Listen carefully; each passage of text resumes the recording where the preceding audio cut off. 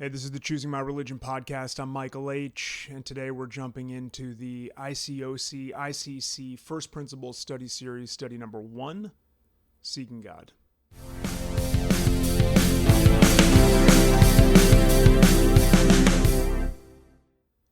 The theme of the Seeking God study is usually, it's the first study. Sometimes it's presented as optional. Most of the time it's not. And the purpose is really to set a tone for spiritual earnestness.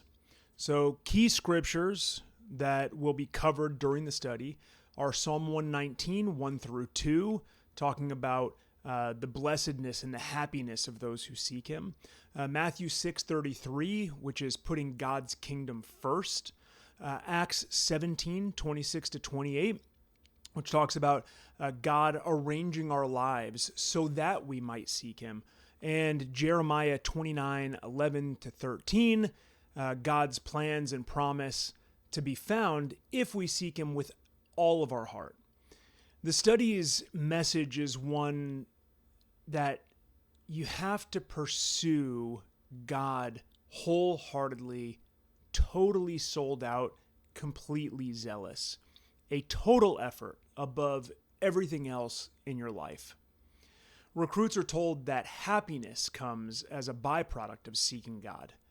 They're challenged to prioritize daily Bible study and to commit their time to studying the Bible and praying diligently. Acts 17, 26 through 28 is often emphasized to suggest that it's no accident that you've encountered this group, because God determines the times and places where each person will live. The implication is that God arranged for the recruit to meet these church members, which creates a kind of sense of divine purpose and agency. So what's the indoctrination function of this study? So the initial study seems really benign, but it serves an important psychological purpose. 1, it tests the recruit's openness and commitment level. So the facilitator is often going to ask if the person is willing to seek God with all their heart and make time for these frequent Bible studies. Only those who agree and who show a high level of enthusiasm are progressed further in the process. And this early buy-in, this emotional anchor, is a form of kind of foot in the door by saying, yes, I want to seek God wholeheartedly. The recruit is primed to accept the rigorous demands that will come. 2, it frames any lack of commitment as unfaithfulness. So if the recruit hesitates to prioritize the study or attend church or meet with the group, the leader can refer back and say, hey, you said you wanted to seek God with all your heart. Does your effort show that? And this instills guilt for any wavering and pressures the person to prove their sincerity. Really lays the tracks for things to come.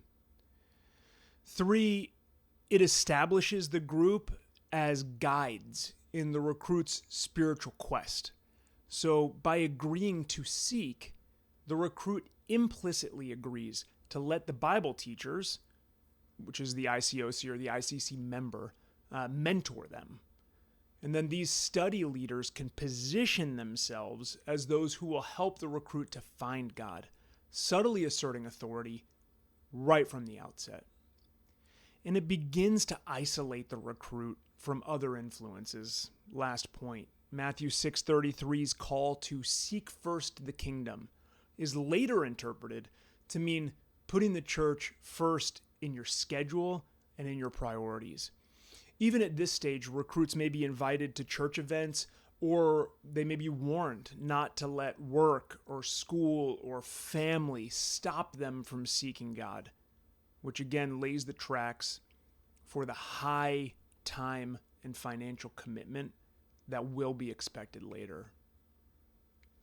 The Seeking God study is the opening hook to get the recruit's devotion. It challenges them to prove that they truly want God by investing exceptional time and energy. The facilitators use scriptures to legitimize this high commitment expectation. Example, seeking God with all of your heart, being sold out, being totally committed, which subtly the recruit is made to feel that meeting this new group was part of God's plan. It makes them less likely to walk away.